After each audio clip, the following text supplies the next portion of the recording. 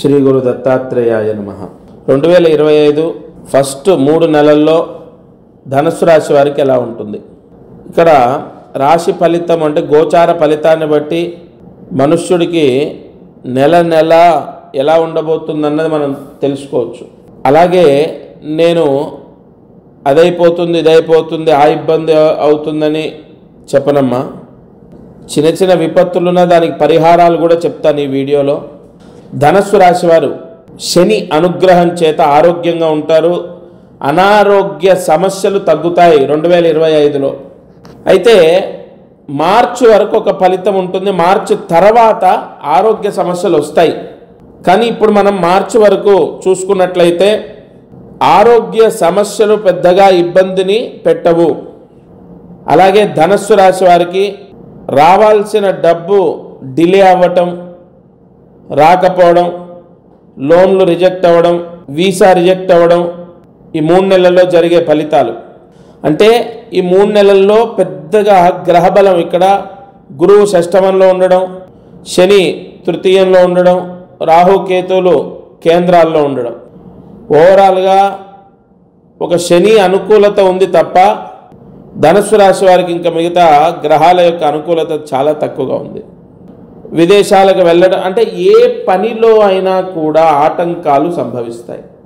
చదువుకునే వాళ్ళు సరిగా చదవకపోవడం, చెప్పిన మాట వినకపోవడం, చెడు అలవాట్లు, ఈ ఇబ్బందుల ద్వారా చదువు నష్టం, రావాల్సిన డబ్బు రాకపోవడం, లోన్లు రిజెక్ట్ అవ్వడం ఇదొక దోషం.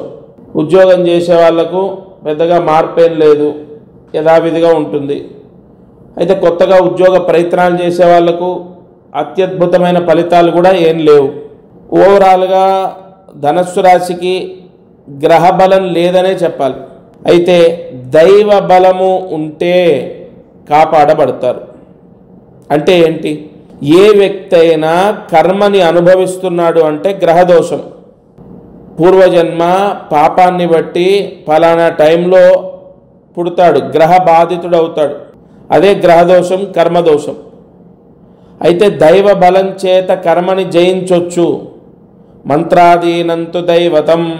కావున ధనుస్సు రాశి వారు నేను చెప్పిన పరిహారం చేసుకుంటే జనవరి, ఫిబ్రవరి, మార్చి నెలల్లో విశేష ధనవంతులు అవుతారు. అంటే ధనలాభము, విద్యాయోగము, మనశ్శాంతి, ప్రశాంతత లభిస్తుంది.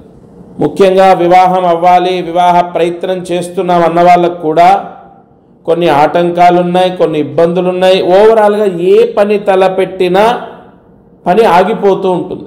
ఈ ధనుస్సు రాశి వాళ్ళు ఏ ప్రాయశ్చిత్తం చేయాలి అంటే దగ్గరలో ఉన్న రామాలయంలో బియ్యము దానం చేయాలి. దగ్గరలో ఉన్న రామాలయంలో బియ్యము దానం చేసి గణపతి దేవాలయంలో గణపతి హోమం చేయించండి. గణపతి దేవాలయంలో గణపతి హోమం, రామాలయంలో 1 కేజీ బియ్యము దానం. ఈ పరిహారము ధనుస్సు రాశి జాతకులు ఆచరించిన ఎడల గ్రహదోషం విముక్తవుతుంది. తప్పకుండా జనవరి, ఫిబ్రవరి, మార్చి నెలల్లో మార్పు వస్తుంది. నమ్మి చేసి చూడండి, ఫలితాన్ని పొందుతారు. దత్తార్పణమస్తు. Like and subscribe Eagle Media Works.